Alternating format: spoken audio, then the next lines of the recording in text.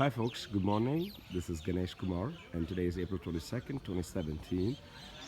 This is the Belur HoySala temple which is built on March 10th, 1117 AD. Again, the date of the building, the date of the construction start date was March 10th, 1117 AD.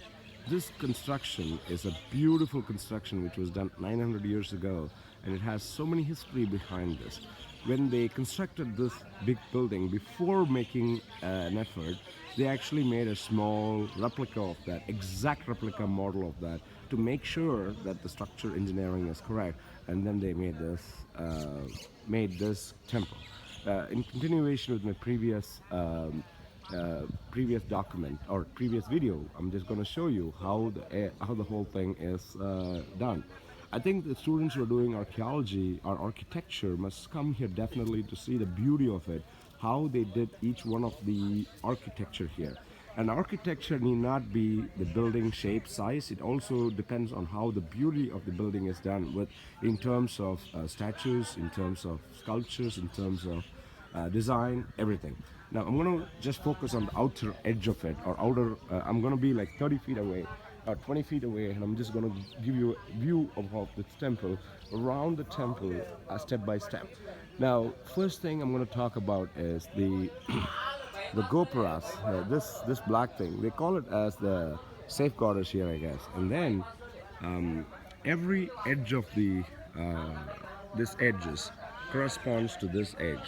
This edge corresponds to this edge, and everything is a pointed star, and it has a deep meaning to it. Not many people understand it, neither do I, but I'm just going to point out the things that I learned yesterday.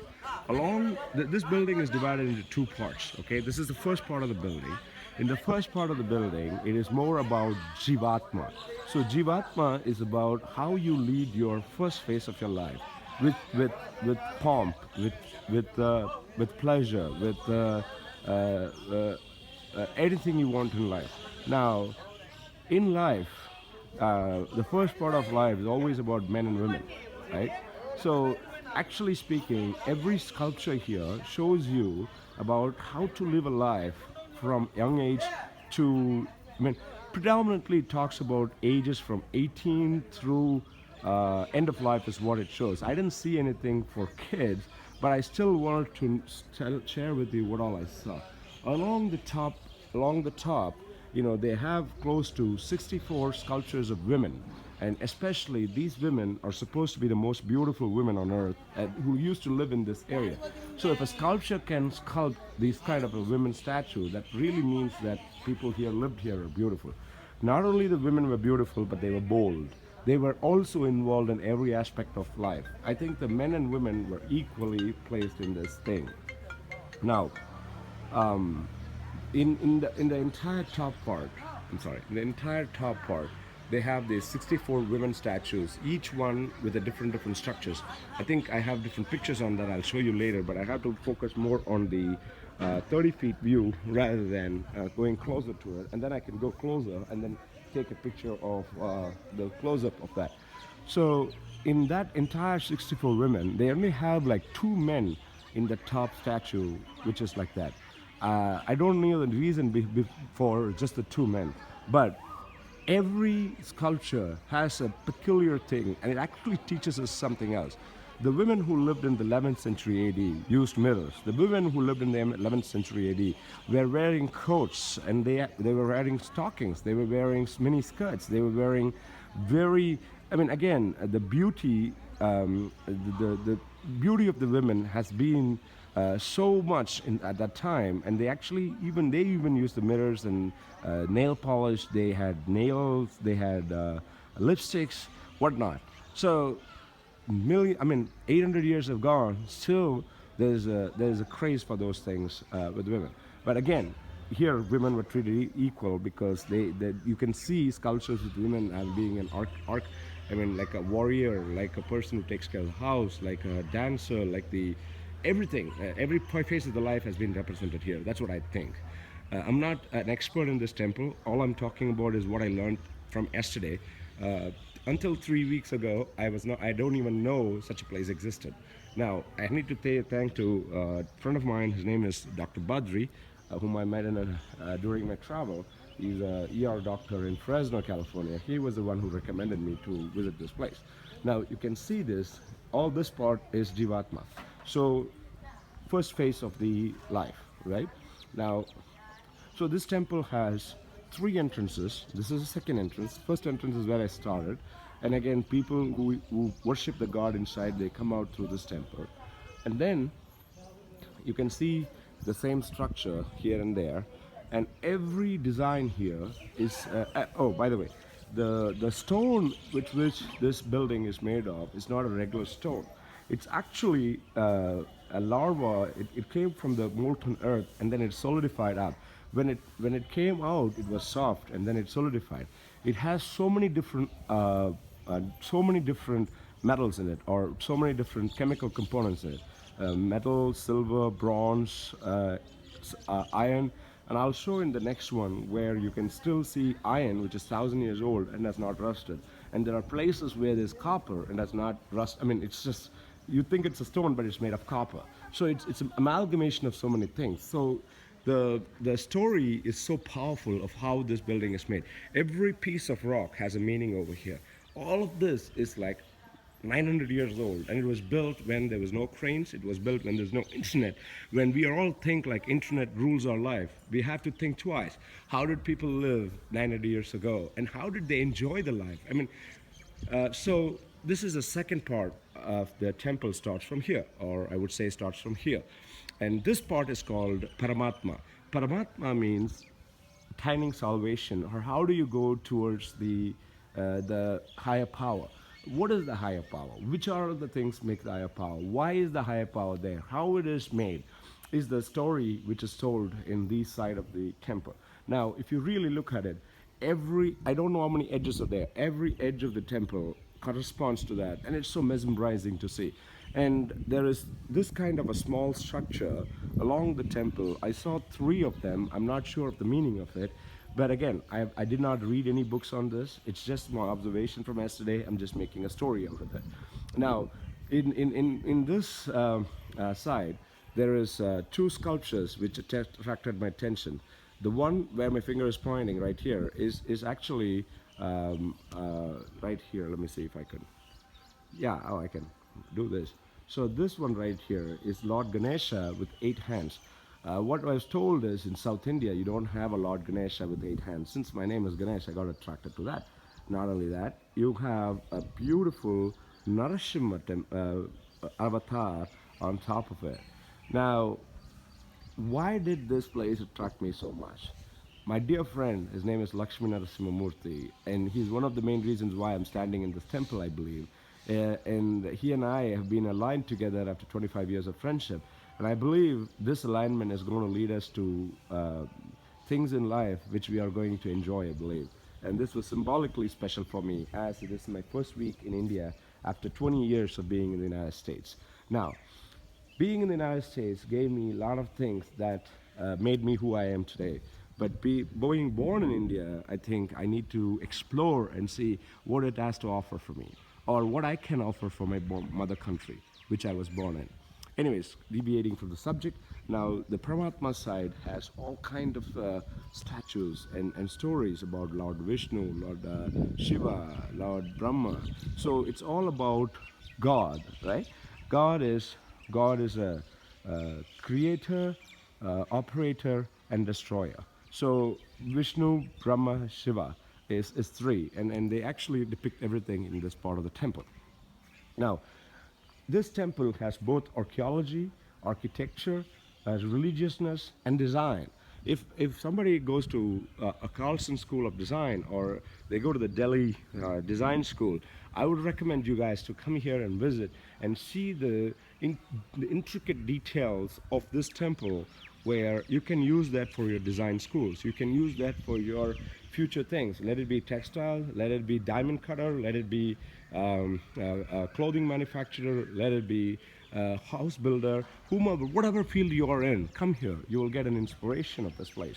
Now, in the bottom part of this temple, right here, you can see there is like 3 distinct levels right here. I mean, I'm going to focus a little more. You can see the 3 distinct statues. Now I'll zoom it out. Now if you see here, it actually starts and runs around the place where it starts from Paramatma. It doesn't start before that. Maybe it does. I don't know.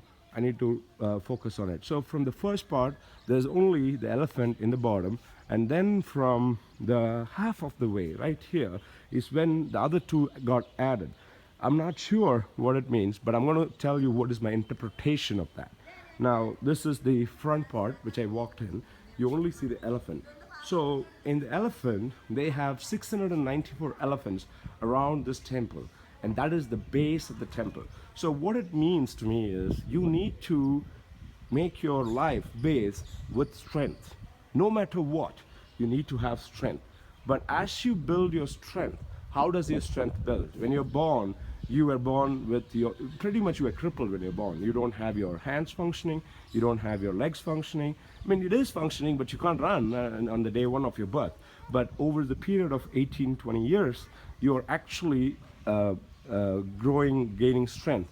I would say up until mid of the year, I don't know, whatever the age that person is, they gain the strength. The strength gaining goes all the way to the end of their life. Now, the second phase, if you see, if you hear, the second one on the step is lion, which symbolizes courage. Okay. Now, I don't know why they have it in the Paramatma side of these three things. So the second part is courage or not. So the lion symbolizes courage, the elephant symbolizes strength, and then you have horses with warriors in there, which symbolizes speed. In life, we need to have speed of execution, we need to have the courage, and then we need to have the strength to execute it. Or the executed, why I say that is because it's in the Paramatma side, you got to execute the will of God. What is the will of God? I think the will of God in mythology, they connect everything towards God or a superpower.